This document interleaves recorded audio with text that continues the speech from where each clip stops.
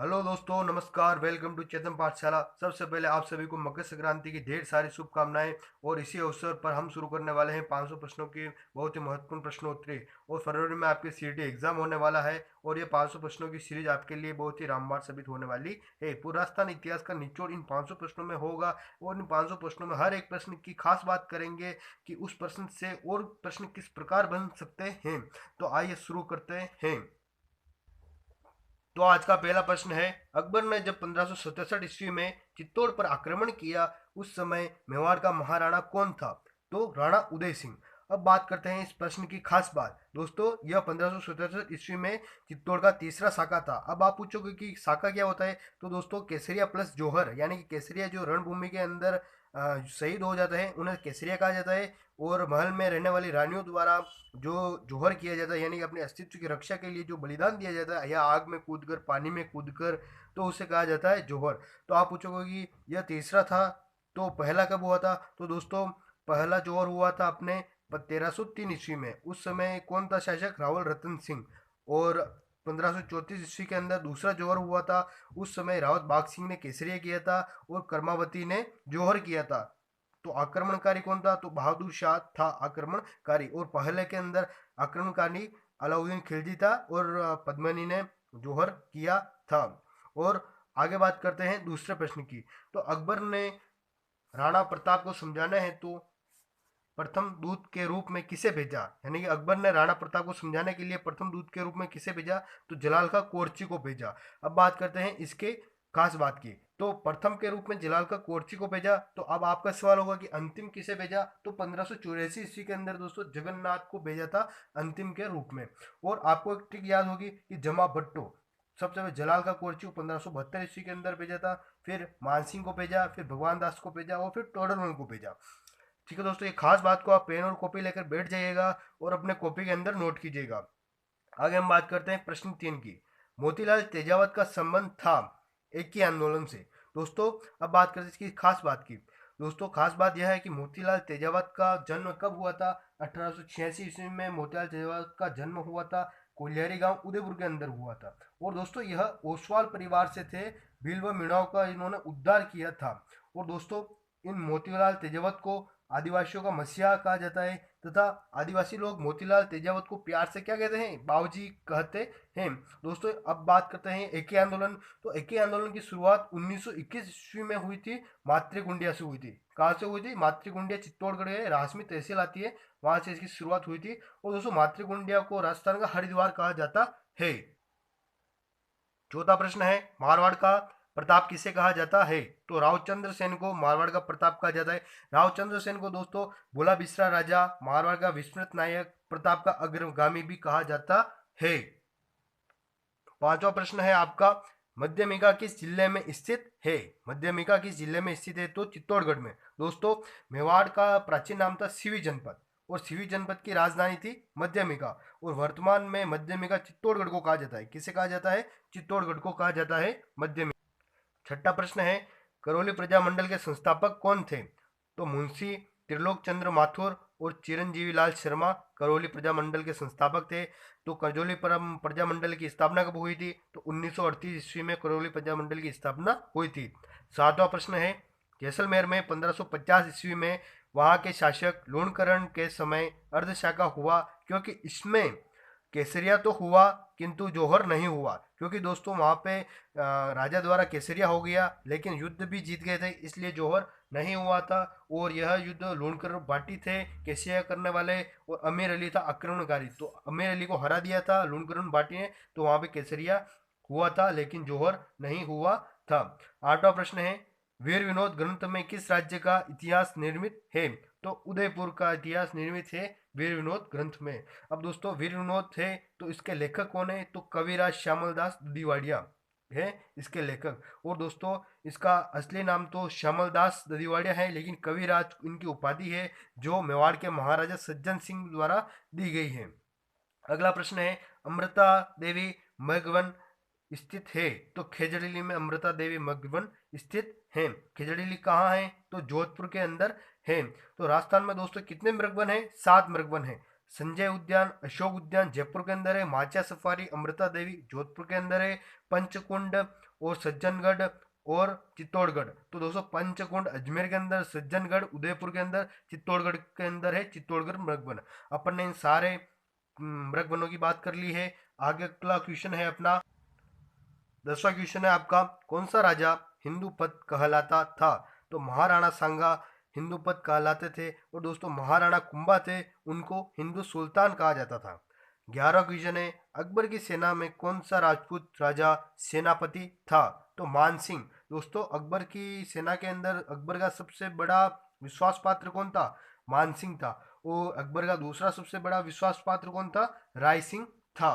दोस्तों अपन भले ही पढ़ रहे हैं पेन और कॉपी के ऊपर, पेज के ऊपर, लेकिन आपको कंटेंट बहुत ही शानदार दिया जा रहा है। इसको आप कॉपी के अंदर उतारिएगा और व्यवस्थित रूप से पढ़िएगा।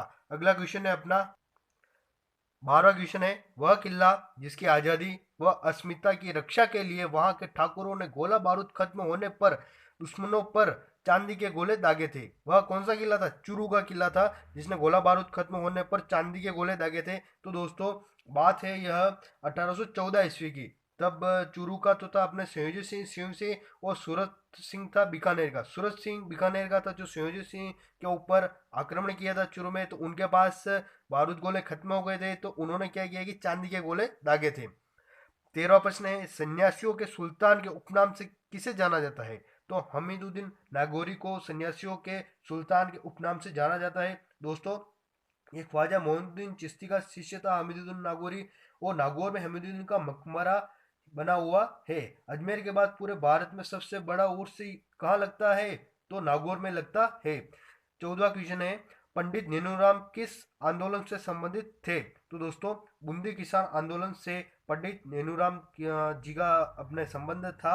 और पंडित नेनूराम का शिष्य था नानक बिल, जो झंडा गीत गाते हुए शहीद हुए थे। और नानक बिल की याद में माणिक किला रोमा ने अर्जी गीत लिखा है। दोस्तों यह लाइन बहुत ही इंपॉर्टेंट है, इसको आप याद कर लीजिएगा। 15वां क्वेश्चन है, बनास संस्कृति किस स्थल से संबंधित है? तो दोस्तों बनास संस्कृति आर्ट से संबंधित है। दोस्तों घोगुंदा की पहाड़ियों में नदी निकलती है, आयड़ नदी। कौन सी नदी? आयड़ नदी, जो अपने उदयपुर के अंदर उदय सागर झील में गिरती है और वापस बेड़ित नदी के रूप में निकलती है। दोस्तों एक क्वेश्चन ये भी बन जाता है कि वह नदी जो उदय सागर झील के में गिरकर बेड़ित नदी के रूप में निकलती है, तो आयड़ नदी, जो किससे बना? आड़ से आयड़ नदी बना।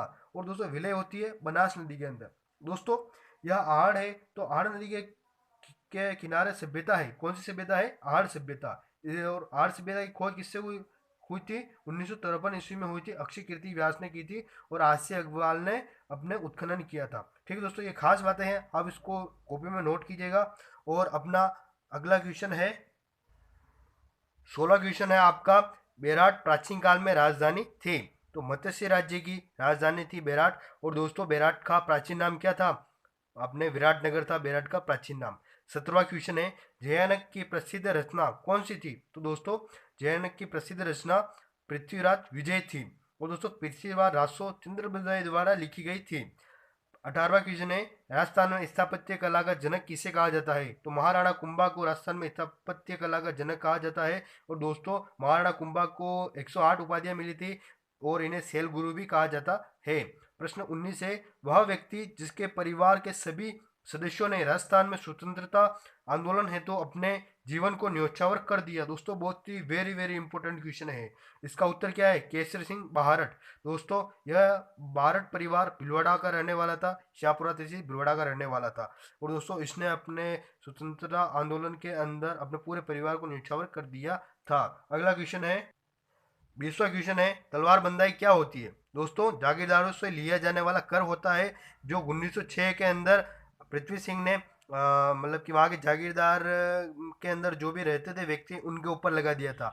और दोस्तों यह कर राजस्थान के अंदर जैसलमेर रियासत को छोड़कर सभी से वसूला जाता था। प्रश्न 21 है, गुर्जर प्रतिहार वंश का पहला शासक कौन था? तो दोस्तों गुर्जर प्रतिहार का पहला शासक नागभट्ट प्रथम था। कौन था? नागभट्ट प्रथम गुर्जर प्रतिहार का पहला शासक था। दोस्तों अगर आपने वीडियो को लाइक नहीं किया, लाइक कीजिए, चैनल को सब्सक्राइब कीजिए, अपने दोस्तों के साथ शेयर कीजिएगा। बहुत ही मेहनत के द्वारा ये प्रश्न तैयार किए गए हैं, जो आपके लिए बहुत ही रामबाण साबित होंगे। अगला क्वेश्चन है 22वां क्वेश्चन है, सती प्रथा पर रोक लगाने वाली सर्वप्रथम रियासत कौन सी थी? तो बूंदी रियासत ने सर्वप्रथम सती प्रथा पर रोक लगाई थी। इससे से और क्वेश्चन बनता है कि कन्यावर्त प्रथा पर किसने रोक लगाई? तो कोटा ने लगाई थी और 1833 ईस्वी के अंदर लगाई थी।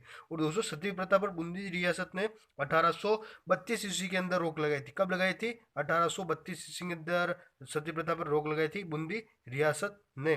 और दोस्तों इससे एक और क्वेश्चन बनता है कि डाकन प्रथा पर कब रोक लगाई गई थी? तो 1853 ईस्वी के अंदर उदयपुर ने रोक लगाई थी और मानवा व्यापार पर भी जयपुर ने लगाई थी 1847 ईस्वी में। दोस्तों इस प्रश्न के अंदर आपके कितने 5 प्रश्न तैयार हो गए हैं। तो अगला प्रश्न है 23वां। मेवाड़ में प्रजामंडल आंदोलन का संस्थापक कौन था? तो माणिक्यलाल वर्मा मेवाड़ में प्रजामंडल आंदोलन का संस्थापक थे। और अब आप पूछोगे कि इसकी स्थापना कब हुई थी मेवाड़ प्रजामंडल आंदोलन की? तो 24 अप्रैल 1938 से अंदर इसकी स्थापना हुई थी, नोट कर लीजिएगा। और दोस्तों ये मेवाड़ प्रजामंडल था, तो इसके अंदर माणिक्यलाल वर्मा थे। तो माणिक्यलाल वर्मा को मेवाड़ का गांधी कहा जाता है, क्योंकि मेवाड़ आए तो मेवाड़ का गांधी किसे कहा जाता है? माणिक्यलाल वर्मा को। और वागड़ का गांधी भोगीलाल पांड्या को कहा जाता है। इसके अंदर भी दोस्तों आपके 5 प्रश्न तैयार करे हो गए हैं। 24वां प्रश्न है मांडलगढ़ में किसकी समाधि स्थित है? तो महाराणा सांगा की समाधि है मांडलगढ़ के अंदर स्थित है। दोस्तों महाराणा सांगा से बहुत सारे क्वेश्चन बन सकते हैं, जैसे कि वो खानवा का युद्ध हुआ था 17 मार्च 1527 ईस्वी के अंदर, तो वहाँ पे महाराणा सांगा घायल हो गए थे। तो अब क्वेश्चन आ जाए कि घायल सांगा का इलाज कहाँ किया गया? तो बसवा दौसा के अंदर किया गया। और दोस्तों मालदेव द्वारा सांगा को जहर भी दिया गया था, तो इनकी मृत्यु हो गई थी। तो कब हुई थी? 30 जनवरी 1528 ईस्वी को सांगा की मृत्यु हो गई थी। अगला क्वेश्चन इससे महाराणा सांगा से बन सकता है कि महाराणा सांगा की छतरी कहाँ है? तो मांडलगढ़ भीलवाड़ा के अंदर महाराणा सांगा की छतरी है। 25वां प्रश्न है आपका राव जेतसिरो छंद किस भाषा में लिखी हुई है? तो दोस्तों डिंगल भाषा के अंदर राव जेतसिरो छंद लिखा हुआ है। और दोस्तों इसका रचना किसने की थी राव जेतसिरो छंद की? तो बिट्टू सूजा ने की थी। किसने की थी? बिट्टू सूजा ने की थी डिंगल भाषा में।